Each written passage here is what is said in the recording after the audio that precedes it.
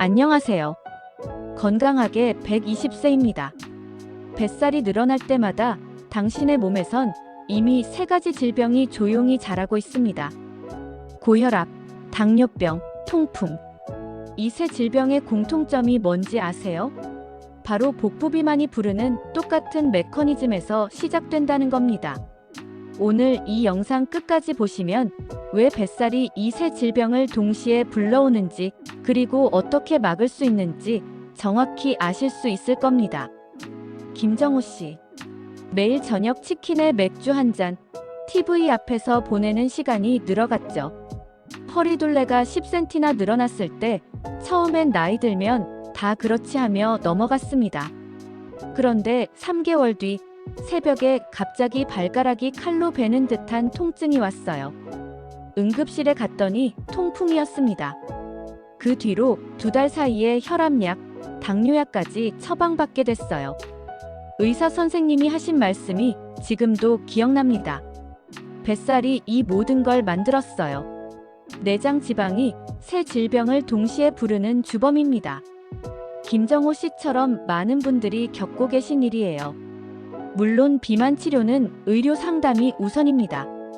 하지만 왜 복부 비만이 이렇게 무서운 건지 과학적 근거를 정확히 아시면 예방할 수 있습니다. 잠깐만요. 이 다음이 진짜 핵심입니다. 이제부터 말씀드릴 수치들은 전 세계 의학계가 인정한 공식 연구 결과입니다. 중국 상하이에서 대규모 코호트를 10년간 추적한 연구 결과예요. 복부 비만이 당뇨병 발생에 얼마나 기여하는지 아세요?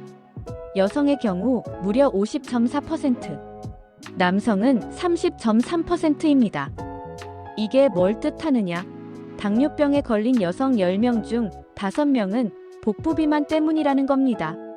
더 놀라운 건 고혈압이에요. 미국과 한국의 코호트 연구에서 복부 비만이 고혈압 발생에 기여하는 비율이 여성 37%, 남성 30%였습니다. 통풍은 어떨까요? JAMA 저널 2024년 연구에서 충격적인 결과가 나왔습니다. 통풍 발작의 95%가 혈청 요산 수치 6mg 이상인 사람에서 발생한다는 겁니다. 그런데 이 요산 수치를 올리는 가장 큰 원인이 바로 내장 지방이에요. 아직 가장 중요한 사실은 나오지 않았습니다. 왜 뱃살 하나가 이 세 질병을 동시에 부르는지 그 정확한 메커니즘을 지금부터 알려드리겠습니다. 먼저 고혈압부터 볼까요? 내장 지방이 쌓이면 신장 주변을 압박합니다. 그러면 신장에서 레닌이라는 호르몬이 분비돼요. 이 레닌이 안지오텐신을 활성화시키고 결국 혈관을 수축시켜서 혈압이 올라갑니다. 더 심각한 건 지방 조직에서 나오는 염증성 사이토카인이에요. TNF-알파, IL-6 같은 물질들이 혈관 내피를 손상시키죠. 그럼 혈관이 딱딱해지면서 동맥 강직성이 증가합니다. 한번 올라간 혈압이 쉽게 떨어지지 않는 이유가 바로 이거예요. 당뇨는 어떨까요? 내장 지방은 인슐린 저항성을 만드는 가장 직접적인 원인입니다. 지방세포가 커질수록 인슐린이 제 역할을 못해요. 혈당이 계속 높게 유지되면서 결국 당뇨로 이어지는 거죠. CT나 MRI로 내장 지방 면적을 측정한 여러 연구에서 똑같은 결과가 나왔어요. 내장 지방이 늘어날수록 당뇨 발생 위험이 선형적으로 증가한다는 겁니다. 통풍은 좀 더 복잡해요. 내장 지방이 쌓이면 혈청 요산 수치가 올라갑니다. 요산이 6.8mg 이상으로 올라가면 관절의 요산 결정이 침착돼요. 이 결정들이 면역 반응을 일으키면서 극심한 통증을 유발하는 게 통풍입니다. 영국 류마티스 학회와 호주 관절염 협회에서는 지속적인 고요산 혈증이 통풍 발생의 단일 필수 조건이라고 명확히 규정했어요. 그런데 여기서 정말 무서운 건 이 세 질병이 따로 오는 게 아니라는 겁니다. 하나가 생기면 나머지 둘도 따라오는 경우가 많아요. 실제로 당뇨 환자의 고혈압 유병률은 일반인보다 2배 높습니다. 통풍 환자도 마찬가지예요. 당뇨와 고혈압을 동반하는 비율이 매우 높다고 보고됐어요. 왜 그럴까요? 바로 복부비만이라는 공통 원인에서 출발하기 때문입니다. 조금만 더 들어보세요. 분명 도움이 됩니다. 지금부터는 여러분이 가장 궁금해하시는 부분이에요. 복부비만을 어떻게 줄일 수 있는지, 그리고 이 세 질병을 어떻게 예방할 수 있는지 구체적인 방법을 알려드리겠습니다. 먼저 허리둘레부터 재보세요. 남성은 90cm, 여성은 85cm가 위험 기준선입니다. 이 기준을 넘었다면 지금부터 말씀드리는 방법을 꼭 실천해 보시길 바랍니다. 첫 번째, 식사 패턴을 바꿔야 해요. 하루 3끼를 2끼로 줄이거나 간헐적 단식을 시도해 보세요. 내장 지방을 빼는 가장 확실한 방법은 인슐린 분비를 줄이는 겁니다. 공복 시간이 길어질수록 몸이 저장된 지방을 에너지로 사용하기 시작해요. 두 번째, 단백질 비율을 늘리세요. 전체 칼로리의 30% 이상을 단백질로 섭취하는 겁니다. 단백질은 근육을 유지하면서 내장 지방만 선택적으로 줄여줘요. 세 번째, 탄수화물 종류를 바꾸세요. 흰쌀밥, 흰빵 대신 현미, 통밀, 귀리 같은 복합 탄수화물로 바꾸는 겁니다. 혈당 스파이크를 막아서 인슐린 저항성을 개선할 수 있어요. 네 번째, 걷기부터 시작하세요. 하루만보가 부담스러우시면 6,000보부터 시작해보세요. 꾸준히 3개월만 하시면 내장 지방이 눈에 띄게 줄어듭니다. 다섯 번째, 근력 운동을 추가하세요.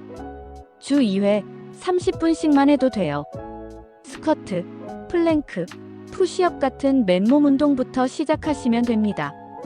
근육이 늘어날수록 기초 대사율이 높아져서 가만히 있어도 칼로리를 더 소모해요. 여기서 정말 중요한 주의사항이 있습니다. 끝까지 보셔야 놓치지 않습니다. 혈압약이나 당뇨약을 드시는 분들은 갑자기 식단을 바꾸면 위험할 수 있어요.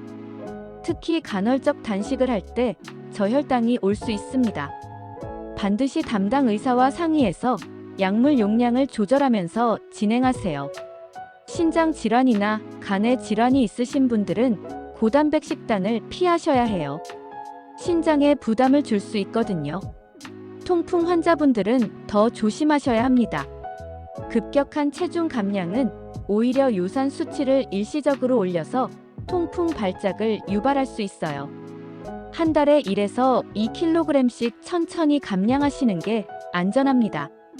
또 하나 중요한 건 수분 섭취예요. 하루 2리터 이상 물을 드셔야 요산이 잘 배출됩니다. 커피나 차는 수분에 포함되지 않아요. 순수한 물을 드시는 게 중요해요. 술은 절대 금물입니다. 특히 맥주는 요산 생성을 촉진해서 통풍을 악화시켜요. 소주나 와인도 마찬가지예요. 금주가 어려우시면 최소한 주 2회, 한 번에 소주 1병 이하로 제한하시길 바랍니다. 잠깐 후 공개할 조합이 바로 금기 리스트 1위입니다. 절대 함께 먹으면 안 되는 최악의 조합을 알려드릴게요. 잠시 후 공개할 조합이 바로 주의해야 할 리스트입니다. 많은 분들이 무심코 드시는 조합들인데요. 첫 번째, 치킨과 맥주. 치킨 한 마리에는 약 500칼로리, 맥주 2캔에는 300칼로리가 들어있어요. 여기에 맥주의 퓨린 성분이 혈청 요산을 높일 수 있습니다. 일부 연구에서 알코올 섭취가 요산 배출을 방해한다고 보고됐어요. 밤늦은 시간 고칼로리 섭취는 인슐린 저항성과도 연관될 수 있습니다. 두 번째로 주의할 조합. 라면과 단무지. 라면 한 개에 나트륨이 약 1800mg, 단무지까지 더하면 2500mg을 넘어요. 하루 나트륨 권장량이 2000mg인데 한 끼로 초과하게 됩니다. 과도한 나트륨은 체액 저류를 일으켜 혈압 상승과 연관될 수 있어요. 세 번째 주의할 조합. 삼겹살과 소주. 삼겹살 200g에는 포화 지방이 약 15g, 여기에 알코올이 더해지면 간에서 지질 대사에 부담을 줄 수 있습니다. 알코올은 지방 연소를 방해하고 복부 지방 축적과 연관성이 있다고 여러 연구에서 보고됐어요. 이 세 조합만 피해도 복부 비만 위험이 크게 줄어듭니다. 그러나 먹지 않을 수 없는 이 세 조합을 보완하여 건강하게 먹는 방법은 다음 영상에서 공개됩니다. 이제는 진짜 비밀을 공개할 시간입니다. 복부 비만을 빼는 황금 비율이 있어요. 운동 3, 식단 7. 운동으로 30%, 식단으로 70%를 해결할 수 있다는 겁니다. 많은 분들이 운동에만 매달리시는데 그것보다 식단이 훨씬 중요해요. 아무리 운동해도 먹는 걸 조절 안 하면 절대 뱃살은 빠지지 않습니다. 이 황금 비율만 기억하시면 훨씬 효율적으로 복부 비만을 해결하실 수 있어요. 여러분 모두 실천할 수 있습니다. 포기하지 마세요. 이제부터는 집에서 바로 실천 가능한 구체적인 루틴을 알려드릴게요. 첫 주부터 넷째 주까지 단계별로 따라만 하시면 됩니다. 첫 번째 주. 식사 시간을 정해보세요. 아침 8시, 점심 12시, 저녁 6시. 이 시간에만 드시고 그 외에는 물만 드시는 거예요. 간식을 끊는 게 가장 중요합니다. 식사량은 평소의 80%로 줄이세요. 갑자기 반으로 줄이면 근손실이 올 수 있어요. 두 번째 주. 저녁 식사 시간을 앞당기세요. 6시에서 5시로요. 그리고 식후 30분 뒤에는 꼭 15분 정도 산책하세요. 혈당이 급상승하는 걸 막을 수 있어요. 세 번째 주. 아침을 거르거나 저녁을 거르거나 하루 한 끼는 생략해보세요. 본격적인 간헐적 단식의 시작이에요. 처음엔 배고프겠지만 사흘만 지나면 적응됩니다. 네 번째 주. 근력 운동을 추가하세요. 맨몸 스쿼트 15개씩 3세트, 플랭크 30초씩 3세트, 이틀에 한 번만 해도 충분해요. 이 4주 루틴을 완주하시면 허리둘레가 3에서 5cm는 확실히 줄어들 겁니다. 개인차는 있겠지만 대부분 이 정도 효과는 보실 수 있어요. 여기서부터는 더 강화된 루틴이에요. 두 번째 달부터는 16대 8 간헐적 단식을 시도해보세요. 16시간 동안 금식, 8시간 동안만 식사하는 거예요. 예를 들어 오후 12시부터 8시까지만 식사하고 나머지 시간은 단식하는 겁니다. 이렇게 하면 인슐린 감수성이 크게 개선돼요.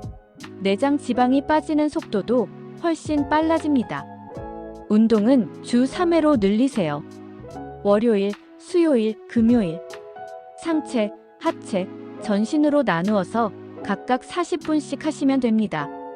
헬스장이 부담스러우시면 집에서 덤벨 2개만 준비하시거나 탄력 밴드를 활용해 보세요.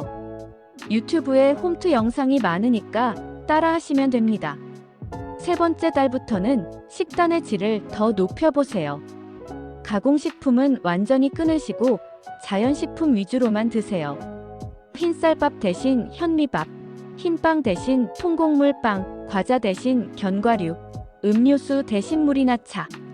이렇게 바꾸시면 염증 수치도 낮아지고 혈관 건강도 개선됩니다. 단백질은 매 끼니마다 손바닥 크기만큼 드세요.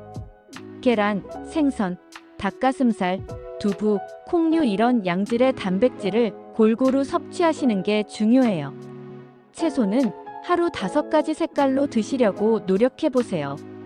빨간색 토마토나 고추, 주황색 당근이나 단호박, 초록색 브로콜리나 시금치, 보라색 가지나 양배추, 흰색 양파나 마늘. 색깔이 다양할수록 항산화 성분도 다양하게 섭취할 수 있어요. 이렇게 3개월만 꾸준히 하시면 놀라운 변화를 경험하실 겁니다. 혈압 수치가 안정되고 혈당도 정상 범위로 들어오고 요산 수치도 낮아질 거예요. 무엇보다 허리둘레가 10cm 이상 줄어들면서 옷 사이즈가 바뀔 겁니다. 계단 오를 때 숨이 차지 않고 아침에 일어날 때 몸이 가볍고 거울 보는 게 즐거워질 거예요. 여러분의 삶이 달라질 수 있는 전환점이 됩니다. 마지막으로 꼭 기억하셔야 할 10가지 원칙을 말씀드릴게요.